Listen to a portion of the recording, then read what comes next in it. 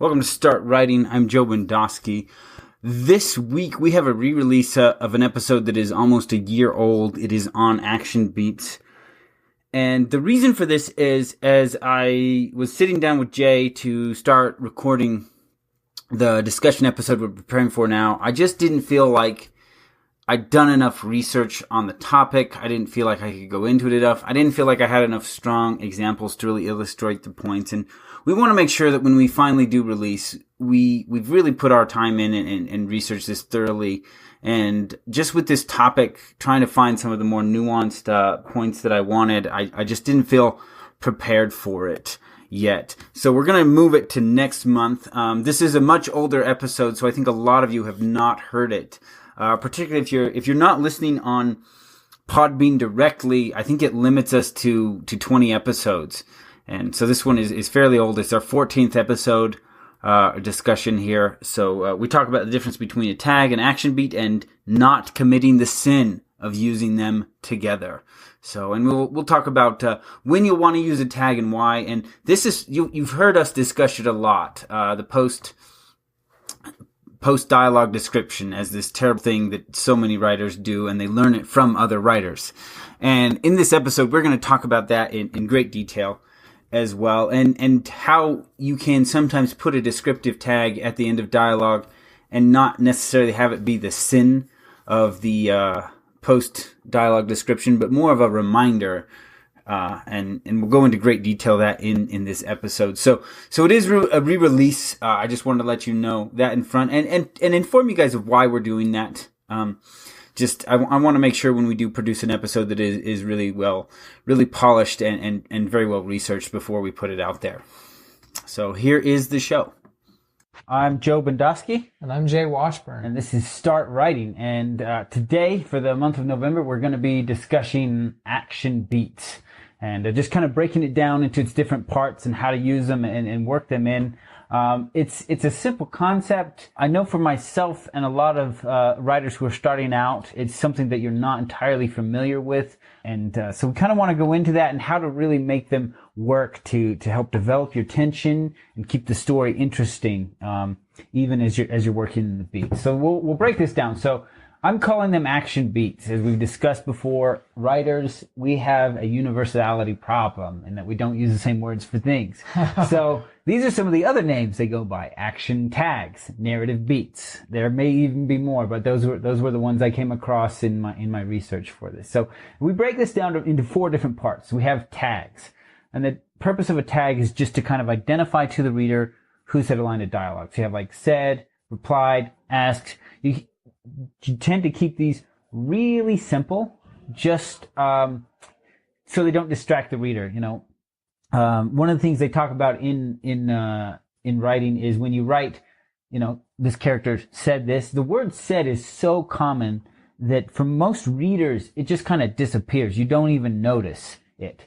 Now, there's an oddity here in that when you move to an audio book, if you use "said" a lot, it tends to agitate listeners. Listeners don't ignore said. If there's a lot of said, it bothers them. And so that's one of the things to look at in doing that and leveraging those action beats instead of using said a lot. The next is a descriptive tag. So a descriptive tag is just like a single word tagging the dialogue. So something like she whispered, she hissed. There's a little more to it, but not a lot. And a lot of writing will tell you not to use these a lot, because they kind of stand out a little bit and yet they don't add a lot to what's going on. And so my recommendation on a descriptive tag versus just a standard tag is that if an entire conversation is being whispered, right? You've got 2 people meeting in secret and they're speaking in hushed voices. You kind of establish that through the narrative and the action beats up front. And then whenever you're tagging that dialogue after, you can use whispered as just a reminder to the reader that's what's going on, as opposed to instructing. Yeah. And so one of the reasons you don't want to use this descriptive tag as a description is these tags come after the dialogue. So if you've got 2 people yelling at each other and then all of a sudden you have a line of dialogue and it says, she whispered, well, the reader didn't read it that way because you told them after that they read the dialogue how that goes. And we'll talk about that more in a little bit. But It is a very common thing in writing to do that. You will see it everywhere, but from the reader's perspective, understand that it doesn't work because I'm going to read that dialogue however I feel the scene is flowing. And if you want a certain line of dialogue to be read differently, you can't tell me after I've read it because that then gives me two choices. Either I just ignore what you've instructed me, or I have to go back and reread the line according to your instructions on how it was supposed to be read. And both of those kind of take me out of the flow of the story.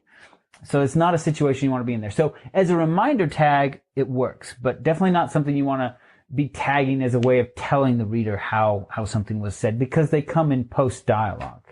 The next one is action beats itself. So this is a description of what characters are doing. And in that we can kind of include, like, when we take out our filtering words, like look, like he looked and saw this, they can just kind of see that. And so these action beats, can talk about, I'll use a lot of cliches here, just kind of run it off the top of my head, like he twiddled his thumbs, or, he narrowed his eyes and different things like that. These tell us what the characters are doing. There's a lot of body language, and they allow us to tag a dialogue without using one of these tag words, said, different things like that. So as I'm editing, one of the things I write a lot on authors' early works is action beat is greater than tag, right? Because a lot of times when I'm editing the work of an author who's just starting out, they will have like Eric said, and Eric said, and then he dropped the bowling ball. Be like, you just write Eric dropped the bowling ball, and the nature of what's called one actor per paragraph tells me that because Eric is the subject of all the sentences that are not dialogue in that paragraph, he is the speaker of those dialogue lines. So you just have to tell me that he's performed the action, right? And so I'll talk a little bit more about one actor per paragraph in just a little bit. Actually, no, I'll just go into it now. So one actor. Actually, wait. So before you go on, let me just summarize this now from my perspective. So okay, yeah, go ahead. Tags is as basic as you can get. He said. Then you can increase that a little by descriptive tags. So she whispered. Right. And then I'm going to skip to your fourth one, a descriptive beat. You're going to describe how they whispered. So this is like a sentence that's describing the narration. And then instead of talking about what they say, the fourth thing you can do is to just describe the action and not even worry about who said, just dive straight into the action. Yeah. So the action beat, we just described the action. And I hadn't gotten to descriptive beats yet, but he covered it because it was in the notes. The descriptive beat is where you talk about how a person said. And maybe I'll bring this up here. In audio, this becomes different because your audio narrator can take those post tags and those post descriptive beats that come after and make sure he reads the line that way first. I was reading a book just the other day, I can't remember the title, but it talked about how the character had staccatoed each word for emphasis, but that line had come after the dialogue. But I was listening to it in audiobook, so it didn't matter because the reader read it that way to me. Oh, that's great. What a good reader. Yeah, good narrator there to catch that. Wow. But at the same time, if I had been reading that book, I would not have read the line that way because it told me after I'd read it. So, like I said, we call that post-dialogue description. Don't do it. So I work in usability. I work in software and I do usability design. Sometimes they call it user experience. So they say UX. Anyway, but you've got to focus on the experience of the end user, not what you want them to experience, but what they actually experience. And yeah, I think it's really important to look at it and see what the reader is experiencing and tailor that. Yeah. Try to make it as easy as possible for them as a reader. And forget what you want as the artist for a second. Like as I mentioned before, you can read classics, you can read bestsellers, and they will do this. They will do that post-dialogue description. Mm-hmm. It annoys me so much every time I encounter it, but it is very common. People do it all the time. Great writers, starting writers, like they say, starting writers do it because great writers have done it, right? Because again, it's there has not been enough emphasis in writing education to say, guys, that's not how a reader can read. Right. We don't read the tag and then go back and read your dialogue. We read it in the reverse order. This is interesting too. I studied some poetry when I was doing my master's. And I feel like with poetry, you can expect the reader to reread each phrase that you put on the piece of paper. You can expect them to just stop and soak it in. But when they're reading a novel, they're not going to turn around and go, okay, he told me to do this. I'm going back. I'm going to do it right. Yeah. They're not going to do that. It's not poetry. You just get one shot and you got to make it go as well as you can. So in talking about the action beats, I mentioned, right, so you can drop any tag. You don't say he said, he whispered, he hissed, he shouted. You don't say any of that. You just tell me the action that he did. You know, he took a sip of water, right? And then, you know, he, or you can use the character's name. And now I know any dialogue in that paragraph now belongs to him. Mm-hmm. He was the first character introduced in it. And so he's the subject. So what we call this is one actor per paragraph, and it serves a variety of purpose. One of the big things is it helps us know who the dialogue belongs to. So if I start throwing in multiple subjects, if Eric is the subject of the first line and Alice is the subject of the second line, and then there's a line of dialogue, the most logical conclusion is that belongs to Alice because she's the most recent subject, but it can still be a little confusing as to who's saying what there. And so this is what we call one actor per paragraph. Or I think it's such a great rule. So yeah, and so like a lot of times when I'm editing a younger, or I should say a newer writer's work, one of the things I flag is too many actors. And what I'm telling them is you have too many characters that are the subject of each sentence or the paragraph itself, because when we start using action beats to tag dialogue or to tag thoughts and interiority, you need to be able to trust that there's only one person who really is the central focus of this paragraph. Particularly if you're writing in a third omniscient and you can go in anybody's head, it's a really important rule. Now, this doesn't mean that every paragraph you write is limited to one actor, right? You will have what are called summary paragraphs and action paragraphs. And in a summary paragraph, you may talk about several different characters and all the different things that they're doing. But because it's summary, there won't be any direct dialogue. It's not a specific scene shot. And in an action paragraph, right, you've got two characters maybe grappling or fighting. You can do a big chunk of that fight with each character relaying back and forth in a paragraph itself, as long as you're not throwing dialogue in there. And so it's not a hard rule that you can never have multiple actors in a paragraph, but it's a general guideline just to help keep track of, you know, who the dialogue belongs to, who the thoughts belong to, and who the interiority belongs to. And so, like I said, that's another thing I flag a lot with newer writers is too many actors in a paragraph. So, and it's a really simple fix. You just put in another paragraph. Yeah. You know, like it's a very simple solution. Oh, yeah. So I did talk about this. I've got a few examples here that Travis has pointed out to me. So in this, action beats are greater than tags. So an example is, here's the line dialogue. Don't do that, Alex said, and grabbed the gun, right? So now we've tagged it and we've put in the action beat, right? The action beat is grabbed the gun and the tag is Alex said. But we don't need the tag. You can say, don't do that, Alex grabbed the gun. And that is perfectly acceptable. And that identifies that Alex is the owner of that line of dialogue, and that allows you to take out a lot of those saids. Particularly as you produce an audiobook, it's important to look at your saids and make sure they're not clustering together. And you can just throw in some short action beats to break those up. You know, and like I said, and it's different from audio to book. Like a great book works great in both formats, and you don't have to do a lot of tweaking and adjustment. So. And maybe I'll point this out now just for writers who are really new. So when I'm using a tag, a descriptive tag, or a descriptive beat, right? Anything that is telling me how the person said the line of dialogue, that will be separated by a comma. But if it is an action beat, just action, it doesn't, you know, it's not describing how they spoke those words. It's just action. Then that's a period at the end of the dialogue, and the action is its own sentence. So one of the things, like you'll read this example specifically a lot. Like people will say, he chortled, comma, or he laughed, comma, and then the line of dialogue. And they'll tell you, they tell you don't do that because these are crappy tags. Chortled. Chortled. It comes up a lot. Like you'll read that example a lot.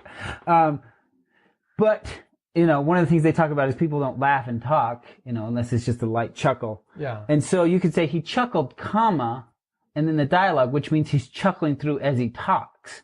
Or you can say chuckled, period, and then the dialogue. That means he laughed, he finished the laugh, and then spoke the line of dialogue. So it's very subtle, and honestly, most readers probably won't even notice a difference. Yeah. But so I think if I were to do that, I would use a descriptive beat. If he were truly laughing his dialogue out of his mouth, I would describe it like that. Where he was actually laughing as he spoke. Yeah. So, all right. So now we're going to talk about what do the beats do for the story. And I think initially you can just say it's just so it's not just dialogue, right? And so it breaks that up a little bit. But there's a lot of things you can do with action beats that can really help build the tension, make the scenes more interesting, and just help with the pacing of the story and whatnot. And that's what we're going to go into now, because you will read some writing where the action beats aren't really adding to what's going on. It's a newer writer mistake. You're kind of just filling them in as a way to tag the dialogue. And so what we're going to talk about here is not just identifying the speakers of dialogue with action beats, but making those action beats really work and tow their own weight in the story to make them more valuable. And so with dialogue, you have characters, communicating. But with those action beats, you can add in visuals that I think just enhance what's going on so much. It's like watching an actor on a stage at that point. Exactly, yeah. And so the first thing we want to look at, this actually came from a video I saw by K.M. Weiland. If you're familiar with her work, she does a lot of writing on writing. It's simpler than I like it most of the time, but occasionally she has some really good stuff. So one of the things she points out is she references the movie The Ten Commandments, and there's a scene with Moses and the Pharaoh Ramses, and in it they have this traditional scale like you would see on a statue of justice, right? She's got the blindfold, and then she's got her scales for the balance. And in this scene, they're having this conversation, and Ramses starts listing all the things that Moses has done that has made his life difficult, and just, different things. And with everything that he tells Moses, he takes a little weight and he sets it on the scale, right? And so what Ramses never says is that, you've become more trouble than you're worth, right? The scale of balance of your being my brother and the trouble you're causing me as a ruler is no longer balanced, right? It's tilted. And so with he never says it. He never says that. He never says that. And so this is the subtext, right? And so you can take that exact scene and you can write it. And so these become the action beats. Ramses takes the smallest weight and sets it on the scale, and it tilts slightly to the right, right? And then Ramsey has his next line of dialogue. He says, in the same paragraph. Only one actor. Yeah, only one actor. And then he's like, and then and then you rained blood from the sky. Drops of weight, And so you can kind of see how that would play out in a book itself. And so there's this subtext going on. And so then Moses gets his turn, and he takes this giant brick and sets it on the other end of the scale as he's talking about the Israelites and their slavery. And he's pointing out, he says, what he never says, but what the brick means is you enslaved the people, and now outweighs anything you can put on the other end. So none of that is said. That is all done in essentially the action beats, right? So you have this fascinating, interesting, subtext of what these people aren't saying to each other that happens all below. That's so good. So it takes place in the action beats. So that's the first point you can do with your action beats. You can create a subtext of what's going on. Right? The next point of action beats is the nonverbal language. So we're going to look at body language, tone, volume, and then what I call the visceral. And so the visceral is the internal things that happen. And so this is one you have to watch for the POV character, right? So whoever our POV character is, if we're in first person, it's the I speaker. If you're in third limited, it's the POV character for the chapter. And then if you're writing third omniscient, it's the paragraph actor. And so the visceral, we're dealing with what's happening inside, stomachs clenching, right? They feel their skin go cold, different things like that. These are kind of universal experiences people have with certain emotional states. Physiological responses. Yeah, but they take place within a person and usually are not detectable by the other people. So that's why you've got to watch your POV when dealing with your viscerals. Whereas the other points, tone, volume, and body language, can be picked up by the other characters. And so these can fill in your action beats as well.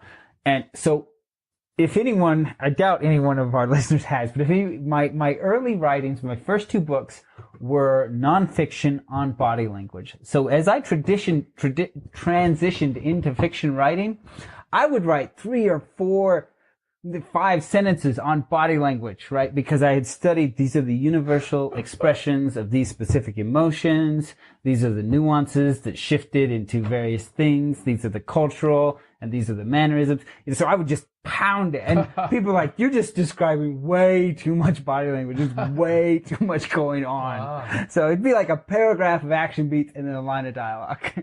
Because, I had come from this world where that's all I'd written about. I'd written books about this body language. And so I wanted to communicate very clearly, this is the emotion, all right? Yeah. Unmistakably. Man, so I'm the opposite. I write dialogue almost like it's the script in a play. And it's hard for me sometimes to get those physiological, visceral things in there.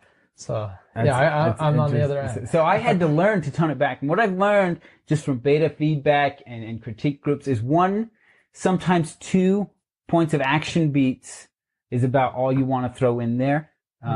In really intense emotional moments, you can do, maybe 3 points, but I wouldn't do more than 3 without a line of dialogue. But usually, so one of the things we'll talk about here is as you're writing your body language, to help keep it interesting, you want to kind of identify what are the emotions they're feeling and how are those building. And so each little action beat that is focused on body language becomes like a little building brick. Right. And so you can take these huge paragraphs that I was writing, break it down, be like, okay, he's going to explode emotionally at this point, and I can take these 7 action beats to just slowly build. And so with each one, I build, building the intensity and the specificity of the emotion so that when he explodes, it's very clear what he's feeling in that moment.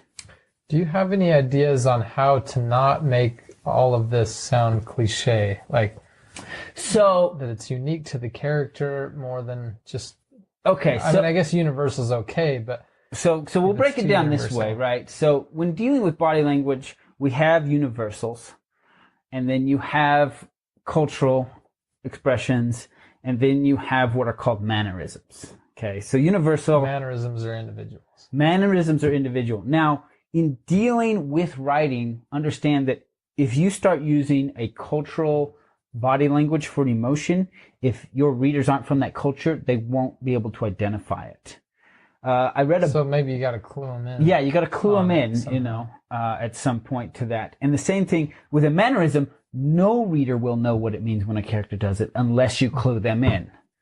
Right. So at some point you need to kind of identify they have these mannerisms for these emotional expressions. I read a book once where from the very first chapter, one of the characters was always tugging on his ear. I'm like, what the heck does that mean? He's doing it through the whole book. I'm like, I have no idea what that means. It was a mannerism. Now, the guy who wrote the book did the same thing. Like the author, I remember having a conversation with him. He's tugging on his ear. He's like, oh, you do that too. That's why you wrote it. Here's the problem. That's a mannerism, not a universal aspect of emotional expression. And so did it mean he was nervous? Did it? I think so. I don't know. I don't know if it was like discomfort, nervous. I have no idea. But he put it all through the book, and because it's a mannerism as opposed to a universal emotional expression, I couldn't read it accurately. So I would say putting the mannerisms in there are really good because it helps with characterization. But I think somehow you got to communicate what it means because your reader, again, user experience, the UX, you got to make sure they understand. Yeah, and so there's a balancing. I mean, you can't build several mannerisms for every character, otherwise you're spending way too much time just info dumping. As you walk people through these things. And so one of the ways I guess you can work on building your mannerisms is if you do a three nonverbal action beat, which is a little long, but what you do is you do 2 universals and a mannerism, and the mannerism I immediately begin to connect. Be like, with the 2 universals, I know the emotion. The mannerism is then there to personalize it, and then you can use just the mannerism later because I've made the connection. Oh, that's great. I like that. You know, as a way to kind of build it. But again, I feel like you don't want to swamp your readers, because a 3 action beat paragraph is, unless there's a really intense emotion going on, it's harder to get away with. So you don't want to be throwing a lot of those around. Yeah. So, but at the same time, you can, maybe a way to take it is you take 3 chunks of dialogue, break it up in a paragraph with 3 different action beats. And again, you do beat 1 universal, beat 2 universal, beat 3 mannerism. And it's like, well, I already know he's angry. That's just something he does. Cool. Yeah, I like that. That's good structure. So there's some points there. Mannerisms, viscerals we talked about. Too much, too little, and too vague. So too vague is another thing to watch out with your action beats. Like furrowing your brow, or knitting your eyebrows. Understand that specific expression can be focus, can be confusion, and can be anger. Right? There are 3 very, very diverse just emotions. Trying to see into the distance. Well, that's more squinting. But yeah. And so there's a lot of points of emotional expression that are a little bit vague. And so you kind of have to look at the context of a scene. Sometimes, that's enough based on the dialogue and the other things that are happening in the scene. It's clear what emotion they're experiencing. But there's other times where the context is less clear.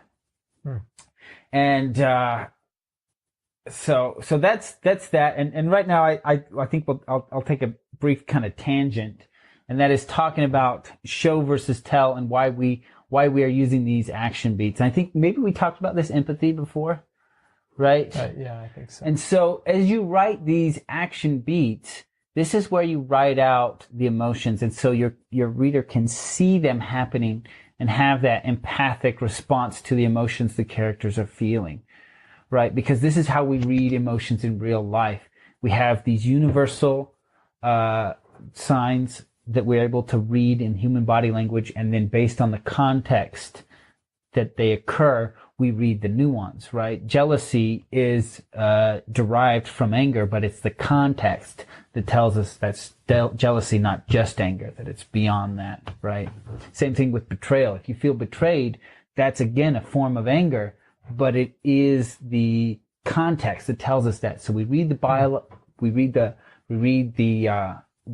language, and then we understand the context, and that creates the emotion. And that's how we experience empathy and emotions in real life. And so using action beats, you create that experience for the reader as well.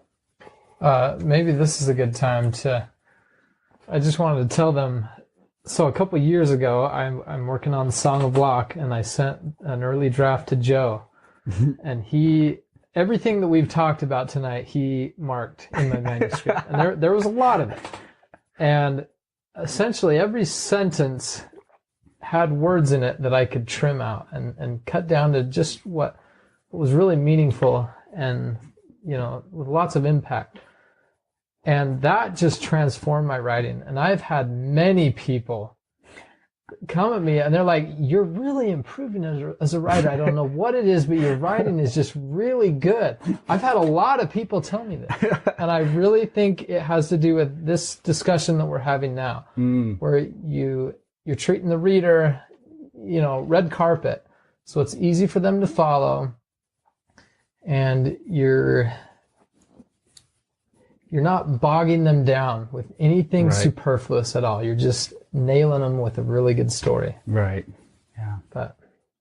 So as I was doing my research on this, if you're familiar with writing excuses, best-selling authors talking about different things like this. And so Mary talked about how she approaches action beats in emotional expression. So she really breaks it down into 4 different types of beats. For her, she said there's essentially the aggressive, the recoil, the opening up, and the closing off. And so for aggressive, she has it's kind of, they lean in. You know, somehow they take a step towards the person, they lean across the table, maybe they shove something at the person, like they shove a glass across the counter at the other person, right? There's some kind of toward the other person, which is that aggressive point. Then she has the step back, which is the recoil. They take a step back, they lean back, you know, maybe they suck in, you know, and try to shrink themselves smaller. Somehow they pull away from that other person, which is the recoil. And then the opening up, right? They spread their arms, or, you know, some kind of opening gesture, or closing off. They cross their arms, or maybe they move behind a chair, right? There's some kind of blocking. And so Mary was saying that in her writing, she takes this 4-point approach to an action beat. Is this an aggressive action, a recoiling, an opening, or a closing? So, and is it ever a combination? I guess maybe not. I wonder why she boiled it down to these 4. Well, she's a puppeteer.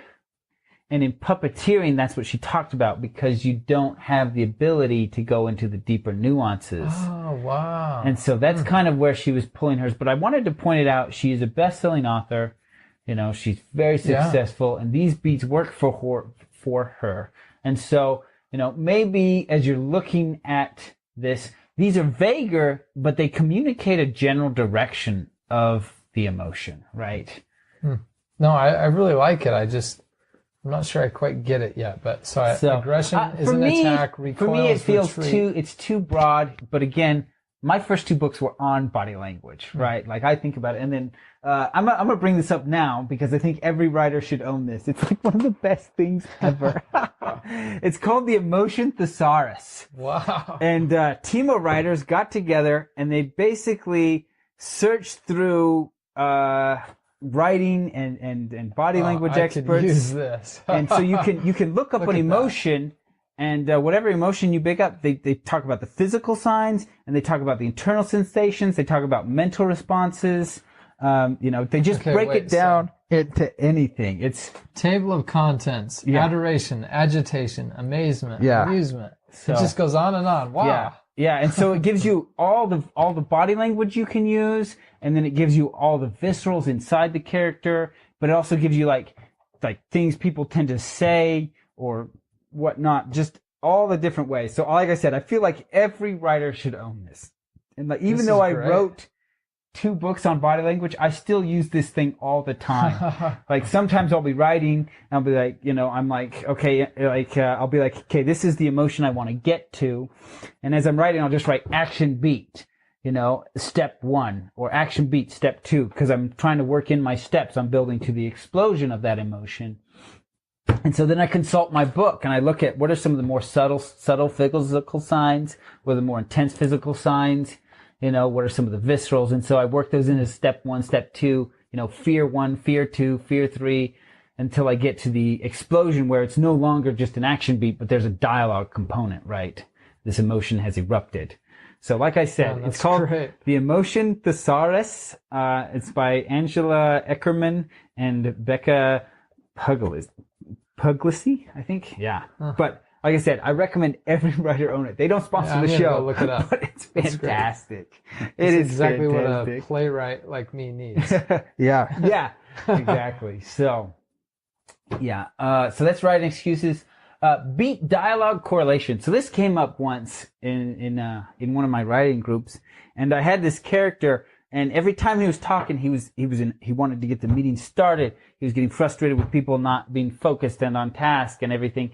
And in his body language, he was leaning back in his chair, kicking his feet up, you know, like everything. And my critique group was like, he doesn't act like he's in a hurry, but it sure sounds like it. And I was like, oh my gosh, I wasn't even paying attention.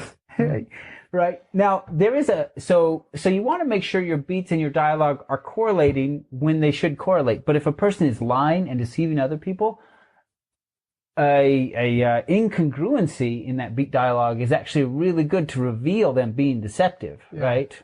Yeah, if a guy was kicking his feet up and saying that we should hurry, I would think that he was trolling.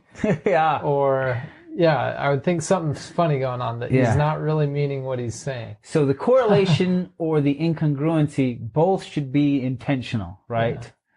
Yeah. Action beats also work as a really good way to create a natural pause.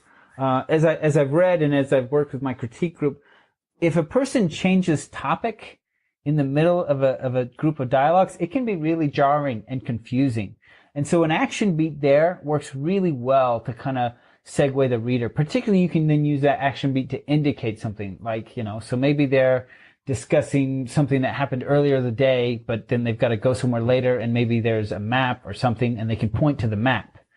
And then, so you have a line of dialogue about earlier today, point to the map as the action beat, next line of dialogue is about the map. And it creates a really clear segue, rather than being like, this happened earlier today, we're going here, and be like, whoa, what happened? Where'd that line come from? And so it works to kind of create that segue when you're changing subjects mid-dialogue with the same character. And also just to create kind of a natural pause, so you can let a line sit, right? And they talk about this in acting and in movies and stuff. Be like, you can let a line settle. If you want the reader to think about it longer than just that brief moment it takes to read that line of dialogue, you can put in this action beat, so they have that dialogue to linger a little bit longer, because the brain, it knows it's connecting that to the next line. And so that's a way to kind of create its own emphasis on a line of dialogue as well. Some other things I've learned is when you've got a lot of people in a scene and you're using action beats and tags, I've found that if there's a big chunk of dialogue for a new speaker, you don't want to go more than 5 or 6 words without a tag. And so a lot of times what I'll do is I'll do a quick tag if I want to save that action beat for some kind of emphasis later in the dialogue. So I'll have like 4 or 5 words and be like, Eric said, and then the dialogue continues until I want the specific action beat I'm saving for later in the dialogue. I don't want to dump too big an action beat up front, because I don't want to be drowning the reader in action beats, especially if they're not needed. They're just filler. I don't like filler, right? Yeah. And so I'll do a quick tag, more dialogue, and then the action beat that I want, where I want it. And so that's one thing to look at. If it's 2 people conversation back and forth, that's not really an issue. You're going to be doing those quick tags before, because it's really clear who's speaking. Anytime we have a new paragraph, it's a new speaker. Okay, beyond the beat. So beyond the beat is where you have an action beat, right? Say maybe he rested his face in his palms. Right? I hope podcast listeners could hear that. Hear me do the beat. Yeah. So right. So you have this action beat, but then you can go beyond that action beat and throw in a little bit of description, right? So you could say maybe he rested, his wrinkled face, or tan, or you can throw in a little bit of description into the beat, and so it's not just an action beat. We're going beyond. Now, this isn't something you want to use a lot, because it's going to slow your pacing. But what you can do when you go beyond the beat is, instead of having a huge chunk of description of a character, you can weave it in throughout the action. So you fill in these little bits and pieces of the character as you go, instead of a big dump. And that can speed up the pacing of a story. Sometimes description, big chunks of description, they feel like stoplights as the story's progressing. Right? Things are going and moving and the pace is good, and then all of a sudden I got to read this big paragraph about how this new character looks, their introduction paragraph. And that slows down the pacing. And so by going beyond an action beat, right? I read this one on a site. Jory dragged her trembling fingers through her midnight black hair, right? Suddenly we now know what her hair color is. It's just an action beat. There's dialogue before, and there'll be dialogue after. And so it weaves that in and helps you keep with the pacing. Now, I also think that a descriptive chunk is important for bigger characters in a story, because it stands out more. It's easier for us to get a feel for what that character looks like. And so when I'm dealing with my bigger characters in a story, I usually won't do a pure weave. But if I'm dealing with a minor character, a weave through going beyond the beat is a great way to get in some description of the bartender, of the waitress, So they're not just blanket nothing, but I'm not stopping and giving you a paragraph description of them. I just work in the details of their appearance and their kind of their attitude into the beats themselves. And so, and another thing I recommend is, with my characters, I have those descriptive dumps when you meet the main characters, but I also identify what I call the recognizable traits. I pick out 2 or 3 traits that are really used to identify a character. Like I have a character who uses just a lot of product in his hair, so it's really greasy and whatnot. And he has a tendency to touch it and get the stuff on his hands. And that's one of his traits. And so what I call this is an identifying trait. And these I will reference in going beyond the beat throughout the book to remind the reader what they look like. Because honestly, like, I think a lot of readers, we read a description and then 20 pages later, we just kind of make up whatever we want. Yeah. And in fact, I know a lot of readers do this. So great example of this. So Rue from the Hunger Games, right? When they were doing the casting for the movie, they cast this little black girl as Rue, and the internet threw a fit. They went crazy. They were so upset about this until people started posting the direct quote from the book No way. that says Rue has dark skin. Like, she's black. She was black in the book. That's why they cast her black in real life. Wow. And that kind of shut them all down. But what had happened was that people had forgotten what she looked like. The little info dump had been really quick, and they just kind of moved on with the story, and they filled in their heads what they thought she looked like, more based on her actions and her dialogue than based on the description. That's such a great example. Yeah. And so that's part of the reason I like to create those reminding, identifying traits, is so that people kind of remember what my characters look like when I first told them, right? So you have these reminders for them, so you don't have the Rue incident, right? Now, this is beautiful, and it's cool. In the beginning, we talked about stop using dialogue tags and start using action beats. Right. Just, that's a pretty straightforward rule. But what you're describing here, I think, is something with a lot more nuance. And it's hard to say. And I think you're right that you need to do it a few times, but you could definitely belabor the point. Yes. You don't want to overdo it. If we know he's got black hair, then shut up about it, Yeah. So there's some artistry here. There's a balance. There is a balance. Yeah. It is tricky. There is a balance, which is why I like 2 or 3, And so usually I have 2 or 3, and you get 1 per chapter where that character's in it. Because I write in third omni, not every character's in every chapter. And so it'll be like chapter 24, Silas is there, and so you'll get a Silas beyond the beat description. And then, chapter 27, Silas is there, and you get beyond the beat description 2, right? And then 31, he appears again. And so, it's not drowning people in them. And even beyond the beat, you need to be careful with in general. You don't want to take every beat and go beyond it, because it's a pacing issue, right? So essentially, as you're writing your dialogue and your action beats, you really need to identify where the tension is, right? Most of the time, it's going to be in dialogue, and the action beats are going to be the supporting stilts, right? So you want to make sure they're conveying the right emotions, and those emotions are building and then shifting as, the dialogue introduces revelatory information and different things like that. But sometimes the tension will be in the beats. It will be in the action that's happening between them, right? And so when the tension is resting more in those action beats, that's when you can use more of them and be more detailed.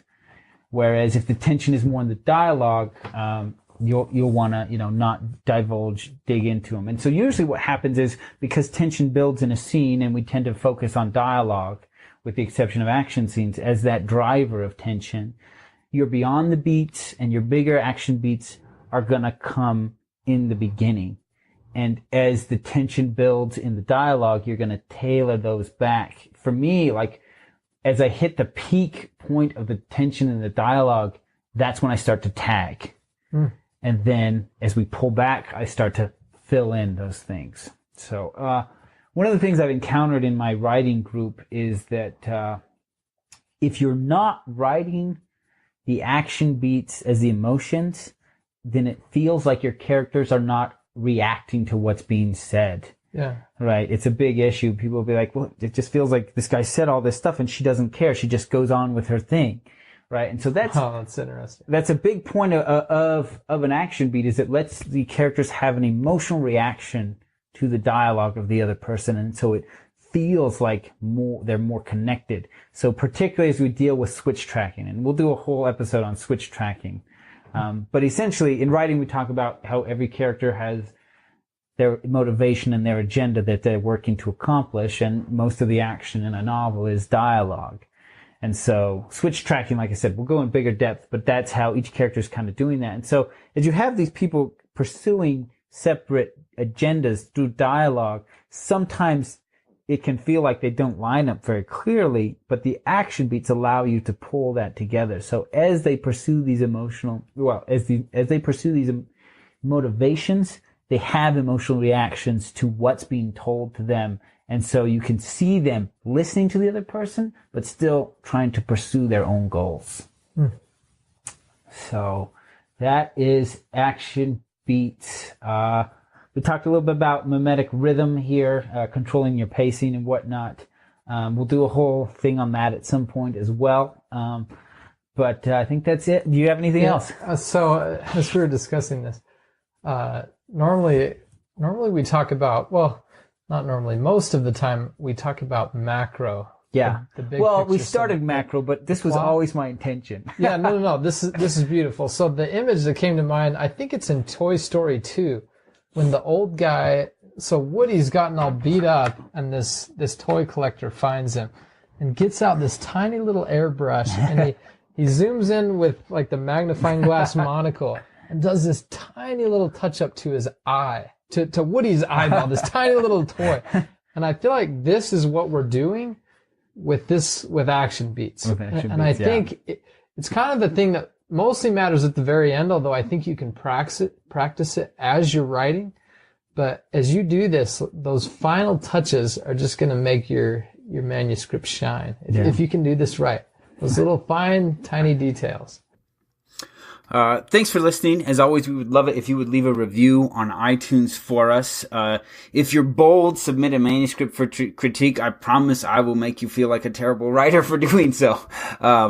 But we're very thorough and efficient with our critiques. And I do want to remind anyone who sent it in, a critique is to look for any of the tiny details that might not be working in a manuscript. And you really shouldn't take any of the critiques to heart unless it resonates with you. That's one of my real takeaways from group. I recently read an article. It was talking about the bane of beta readers on books and how it was modeling down it. And my thought was that it's not so much, as long as the writer's not blanketly letting the group of beta readers determine how the manuscript's going to turn out. Whether it be with my beta readers or with my critique group, the only changes that are implemented in my book are when somebody says something and immediately I feel that is the right course for the book. I can tell instantly, be like, yes, that would make it better. And so if you're bold enough to send in a manuscript, I want you to take that approach to all the critiques I throw at you, because I will dig in and slice the thing up really harsh. But the point is for you to find those that resonate, where you can look and be like, oh my gosh, yes, I should have done that from the beginning. And as always, if you are signed up for our mailing list, we will put you into the monthly giveaway and get you a gift card to Amazon. We're going to be doing 20 this first month, and from then on, we'll go up. And if you're listening to this later down the road, maybe check out what the current giveaways are. So in some of our newer episodes, we've got some links to different stuff. Like in the split infinitives, we talk about the fumble that happened during Obama's speech because the justice was so firm standing on his no split infinitives that he changed the oath as he presented it to Obama, just because that his grammar teacher had ingrained it in him so much. So we wanted to give you a link to those kind of things as we start to branch out and develop more. We'd also love to hear feedback, your thoughts on us doing a marketing episode. I know most podcasts are marketing focused for writers, and I wanted to know if this was something you were interested in us doing. My thought was to put this together just so that you'd have bigger context on each individual detail. I know the first episode was very big, but what we really wanted to do was look at the two roads ahead of you and the kind of author you are and which road would be the most efficient. And so yeah, let us know on everything, how you feel about the grammar episodes. I know Jay mentioned specifically he thought split infinitives would be really boring. So yeah, let us know about the grammar episodes. Let us know about the marketing episodes and everything. And yeah, we'll go from there.